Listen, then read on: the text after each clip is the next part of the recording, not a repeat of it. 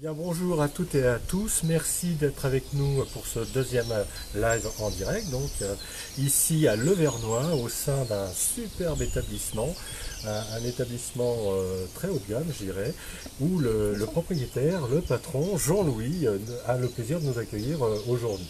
Alors on a choisi de se mettre un peu en extérieur parce que c'est plus facile pour nous, on peut se dispenser du masque, On a sinon un mètre.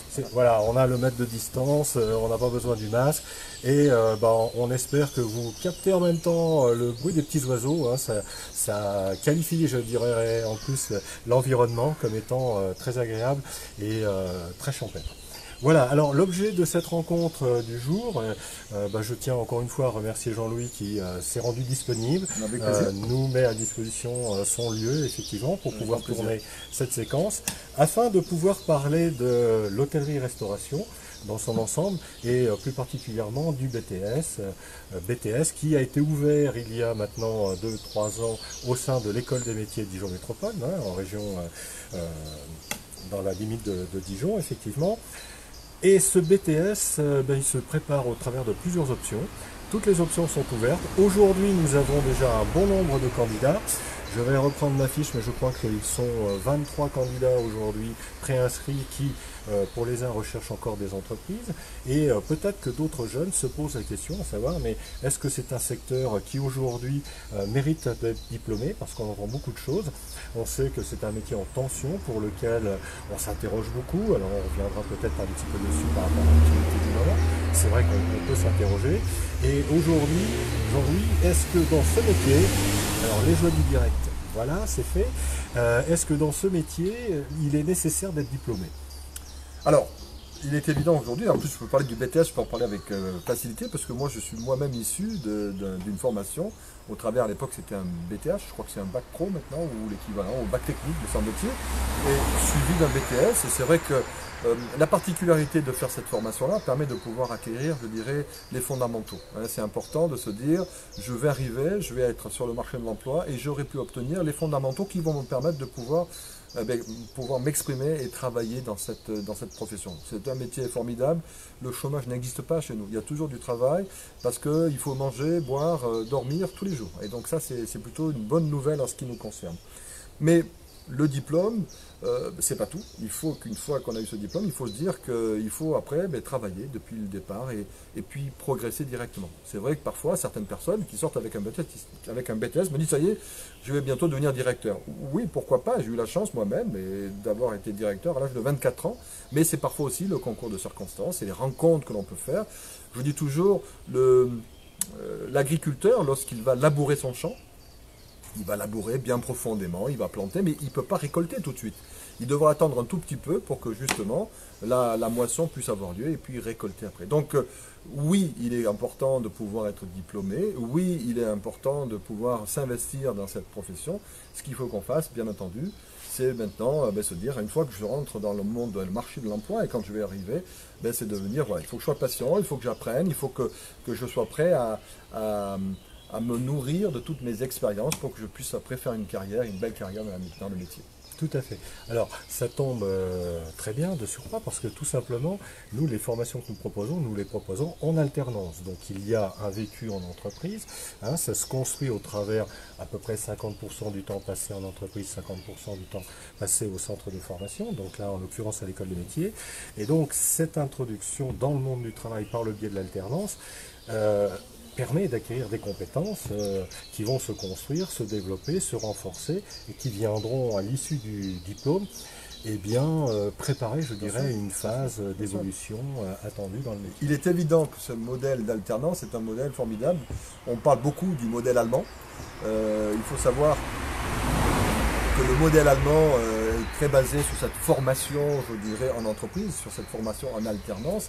Et pour moi, c'est la meilleure des formations parce que lorsqu'on est diplômé, on ne parle pas que de théorie, on parle de pratique. Et on sait qu'aujourd'hui, ce dont on a besoin, je dirais les professionnels, les chefs d'entreprise, c'est d'avoir des gens qui, lorsqu'ils arrivent dans l'entreprise, sache précisément quels sont les gestes qu'il faudra réaliser. On fait un métier où l'apprentissage des gestes est quelque chose de très important. Donc il est évident que l'alternance, pour moi, a cette qualité essentielle, c'est de pouvoir dire, ok, j'ai vu, j'ai vu. Alors c'est pour ça qu'il est très important de se montrer curieux, parce que quand on fait de l'alternance, on peut être dans une section, on peut être dans un secteur d'activité, mais moi, si j'avais un conseil à vous donner, ce serait surtout de vous intéresser de ce qui se passe en amont, de ce qui se passe en aval. Il faut se montrer curieux, il faut poser des questions. La curiosité, pour moi, c'est un atout principal, c'est une qualité principale qui fait que c'est un peu l'auberge espagnole. Plus on va être curieux et plus on va poser des questions et plus on va apprendre. Moi, je sais qu'au début de ma carrière professionnelle, j'étais tout le temps en train de voir, c'est pas parce que je suis dans ce secteur, qu'est-ce qui se passait en amont, qu'est-ce qui se passe en aval. Et ça permet d'avoir aussi une certaine... les gens sont contents de pouvoir vous expliquer ce qu'ils font et ça vous permet de mieux comprendre pourquoi on va vous demander de faire telle et telle chose à tel moment. Vous, Jean-Louis, vous êtes à la tête de plusieurs établissements, hein, donc ce magnifique établissement ici à Lavernois, mais d'autres également. Est-ce que pour vous, c'est un plus qui permet de faire évoluer peut-être les jeunes d'une fonction d'un établissement? Est-ce que vous sentez du mouvement un petit peu parmi vos jeunes qui se forment chez vous? Oui, bien sûr. Pour nous, ce qui est important, c'est que on doit, nous, entreprises, être maintenant aux côtés des écoles et aux côtés, je dirais, de centres de formation comme les vôtres pour qu'on puisse contribuer à cette formation. On a bien conscience que cette formation, elle ne peut pas être que scolaire, elle doit être aussi professionnelle et au travers des professionnels. Et il est évident qu'aujourd'hui, on essaye de plus en plus maintenant de pouvoir inciter cette mobilité entre les maisons. On a du reste créé une petite marque qui s'appelle Bourgogne Expérience. Et cette marque Bourgogne Expérience regroupe l'hostellerie de Lavernois où nous sommes aujourd'hui, mais aussi le château Sainte-Sabine avec des restaurants. Et dans les contrats que l'on fait aujourd'hui, on essaie de donner la possibilité de faire bouger un petit peu les gens dans les maisons, ce qui permet d'avoir d'autres expériences. On a par exemple quelqu'un qui vient tout juste d'être diplômé, qui souhaite travailler chez nous, qu'on vient d'embaucher, et il a pour mission de pouvoir travailler un tout petit peu dans les deux maisons, ce qui permet de pouvoir... Alors il y a 30 minutes entre les deux, donc il n'y a pas de grosses difficultés, sachant que la plupart du temps, quand on est dans cette profession-là, il faut qu'on trouve des solutions de logement, donc on loge les personnes, donc il n'y a pas de problème majeur, mais c'est des choses qui se mettent en place en ce moment. Ah ben, parfait, formidable. Aujourd'hui, on a recueilli au sein de l'école des métiers un certain nombre de candidatures de la part de jeunes qui se positionnent pour les métiers, et je trouve ça plutôt encourageant, puisqu'à ce jour, on est à plus de 87 jeunes qui veulent intégrer des formations en cuisine ou en service en salle. Ça, c'est formidable.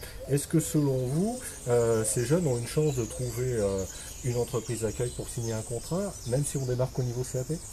Alors, bien sûr, je veux dire encore une fois, la profession aujourd'hui se mobilise parce qu'on l'a dit, vous l'avez dit tout à l'heure, on est dans des métiers de tension, c'est des métiers où aujourd'hui, il est parfois pas toujours aisé de trouver toutes les équipes dont on a besoin. Donc il est évident que les besoins sont là. Alors il est évident qu'on est dans une période en ce moment un peu particulière. On a tous été impactés par cette fameuse maladie qui fait que la plupart de nos établissements ont fermé. Ça a été quand même pour certains une grosse crise économique et certains auront peut-être du mal à continuer leur activité. Donc il faut se dire que si on fait abstraction de cette période un peu particulière, il est évident qu'aujourd'hui, une personne qui a pu suivre une formation en alternance, qui ce soit du CAP et du BEP, qui a pu se former et qui aujourd'hui connaît les gestes de la profession, aura du mal à ne pas trouver du travail. C'est-à-dire qu'aujourd'hui, je dis toujours, l'Agence nationale Pôle emploi, qui s'appelle c'est Pôle emploi aujourd'hui, normalement, chez Pôle emploi, il ne doit pas y avoir de personnes qui sont issues de l'hôtellerie-restauration parce que, encore une fois, on mange tous les jours, on dort tous les jours, et dans l'activité, ça, c'est évident qu'on a toujours des postes disponibles.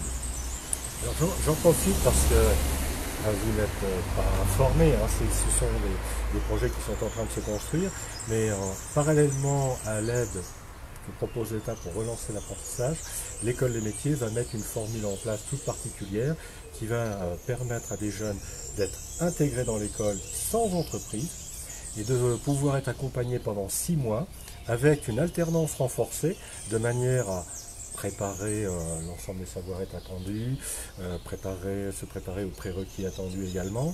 Et pour traverser cette période, on espère au travers de cela ainsi sécuriser des jeunes qui ont fait le choix de venir dans nos métiers de l'hôtellerie et de la restauration et de leur dire, écoutez, pour l'instant vous êtes peut-être centré en formation sur l'école, mais dans 3 mois, dans 4 mois, dans 5 mois, dès que la relance va se faire, et on espère le plus tôt possible, eh bien vous pourrez signer un contrat d'apprentissage. C'est une excellente idée. Bravo. Voilà. C'est une idée que nous avons eue et au travers de laquelle on va pouvoir sécuriser ces parcours. Je crois qu'on a quelques petites questions en ligne. Alors nous avons une petite question qui s'adresse donc à vous. Quel type de diplôme recherchez-vous dans votre établissement? Si vous en recherchez, bien sûr. Alors, encore une fois, nous, ce dont on a besoin, c'est d'abord de l'opérationnel.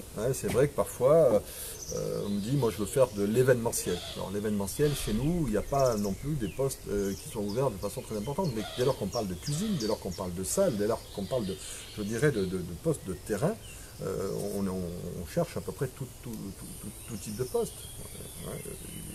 Mais des fois, je pense à l'événementiel parce que c'était devenu un peu à la mode et tout le monde voulait faire du marketing de l'événementiel. Oui, mais alors par contre, dans le monde de l'hôtellerie-restauration, ce genre de postes sont très restreints. Donc c'est plutôt des gens qui veulent envie de travailler en cuisine, en salle, qui veulent travailler en réception, qui veulent travailler dans les étages. Donc dans cette partie opérationnelle, oui, on cherche toujours. Merci. Très bien. Je pense qu'on l'entend souvent, la qualité recherchée, c'est plutôt du savoir-être que du savoir-faire, puisque les professionnels, vous savez accompagner les jeunes et les adultes au savoir professionnel. Donc ça, je pense que c'est une qualité sur laquelle on est tous d'accord, mais je pense qu'il faut aussi que les gens réfléchissent en matière d'effort. Non pas le goût de l'effort, parce que je pense que ça c'est pas très naturel, mais le sens de l'effort. Savoir que dans tout métier, il faut savoir doser l'effort quand il le faut, parce qu'on a des obligations, parce que ça fait partie du métier, mais que ces efforts ne sont pas sans réponse, sans être récompensés à un moment donné. Donc au-delà de... Moi j'en suis la preuve. Voilà. Moi j'en suis la preuve, je ne suis pas originaire du tout du métier. Mes parents, d'abord moi je suis marseillais, mes parents sont plutôt dans le bâtiment. Quand j'ai annoncé que je voulais faire une école hôtelière, tout le monde a été surpris en me disant mais pourquoi? Parce que je dis moi je voudrais apporter autant de bonheur que j'en ai reçu lorsque ma grand-mère cuisinait pour moi. Et donc si je suis rentré pour faire une formation diplômante c'était pour devenir cuisinier. J'avais envie de devenir cuisinier parce que je voulais donner autant de bonheur. Et puis j'ai fait des formations qui m'ont amené à faire de la cuisine, mais aussi autre chose, et qui m'ont permis au fur et à mesure. Et c'est cette curiosité qui m'a animé depuis toute ma vie, qui font que ce fameux sens de l'effort, qui peut parfois permettre par certains de dire mais quelle idée, mais pourquoi, fais ton travail, ça te suffit. Oui, mais on peut aussi se montrer curieux et ça m'a permis d'évoluer petit à petit, de progresser et d'avoir eu la chance de pouvoir diriger mon premier établissement à 24 ans, de me retrouver à l'hôtel de Crillon à Paris comme directeur des Palaces, de me retrouver en Martinez à Cannes comme directeur général, de me retrouver directeur général de la chaîne des Relais Châteaux et d'après un jour de pouvoir réaliser mon rêve d'avoir une maison, puis 2, puis 3 avec des restaurants. Alors c'est sûr, c'est pas simple, ça ne se fait pas comme ça du jour au lendemain, ça demande le sens de l'effort, mais une fois qu'on se donne les moyens, rien n'est impossible. Parfait, c'est un très bel exemple, une très belle réussite, et merci pour ce témoignage. Au regard donc de ces jeunes qui vont et qui se posent aujourd'hui un certain nombre de questions, comment vous pourriez les inciter à se présenter ou à soutenir leur candidature? Est-ce que vous attendez de leur part quelque chose de particulier? Je vais vous dire un petit tuyau. Ce qui est important pour moi, c'est montrer qu'on a envie. Moi, quand quelqu'un vient me voir qui n'est pas capable de dire 2 mots sur la maison, qui ne connaît pas le nom du chef de cuisine, ça prouve que la personne n'a pas d'intérêt. Si vous avez le sentiment, quand vous recevez une demande et que vous êtes le 15e ou la 20e maison sur laquelle la personne est là, les bras ballants, en disant « Bon, alors je voudrais travailler, oui d'accord, est-ce que vous connaissez la maison ?» Non, je ne sais pas de quoi il s'agit. Nous, on a envie d'avoir des gens qui sont motivés. C'est la motivation qui va vous animer. Si vous n'êtes pas motivé, si vous n'avez pas envie, il faut faire autre chose. Mais si vous avez vraiment envie, donnez-vous les moyens. Et si vous devez vous donner les moyens, aujourd'hui... on est en direct sur des réseaux sociaux, mais les réseaux sociaux et Internet vous permettent d'obtenir toutes les informations nécessaires. Mais préparez votre dossier, sachez où est-ce que vous allez aller, pourquoi vous souhaitez aller dans telle maison, argumentez les raisons qui font que vous voulez travailler pour telle et telle maison, et à ce moment-là, à mon avis, ça devrait pouvoir fonctionner. Mais il faut vraiment avoir envie, montrer que vous êtes passionné. On est d'accord. Le savoir-faire, vous ne le connaissez pas encore, on est là pour vous l'apporter, mais c'est dans ce savoir-être, la manière dont vous allez vous présenter. Des fois, on reçoit des CV c'est des torchons. C'est-à-dire qu'aujourd'hui, un CV doit être propre, avec une photo. On connaît le sentiment qu'on fait ça avec cœur, avec passion, avec amour. Et c'est ça qui fait que si on travaille comme ça, c'est ce qu'on attend de nos collaborateurs, de travailler au quotidien avec amour, avec passion. Parce que cet amour, cette passion, ça se ressent et les clients en seront les premiers bénéficiaires et ils reviendront et tout le monde sera gagnant. Très bien. Très bien, merci pour ces précisions. Je pense qu'effectivement c'est important parce qu'on a souvent des parents qui nous interrogent. Je me suis adressé à 2-3 restaurants, ça n'a pas marché, etc. Donc il faut aussi témoigner de l'intérêt que l'on peut avoir pour la structure, l'établissement dans lequel on veut aller travailler. Et à partir de ce moment-là, eh bien, je pense que l'échange, le concrétiser, la signature d'un contrat vont être là, seront au rendez-vous. Donc pensez-y, ça me paraît important, parce qu'aujourd'hui, les codes de communication, les codes de représentation, la tenue, vestimentaire, la façon de s'exprimer, l'intérêt que l'on a pu manifester avant de venir pour montrer que l'on a quelques connaissances, sont autant de facteurs qui permettront la réussite de la signature d'un contrat, que ce soit du CAP, je pense, jusqu'au BTS. Exact. Voilà, eh bien écoutez, je pense avoir fait le tour un peu de l'ensemble des sujets sur lesquels on pouvait échanger. Avons-nous d'autres questions en ligne? Pas pour le moment, non. Pas pour le moment. Eh bien écoutez, Jean-Louis, merci à vous. Merci Alain. Félicitations à toutes vos équipes pour la tenue de ce merveilleux établissement. La qualité du travail qui est au quotidien, au rendez-vous, qui se conjugue avec l'excellence que l'on peut retrouver dans cette belle filière de l'hôtellerie et de la restauration. J'en sais quelque chose.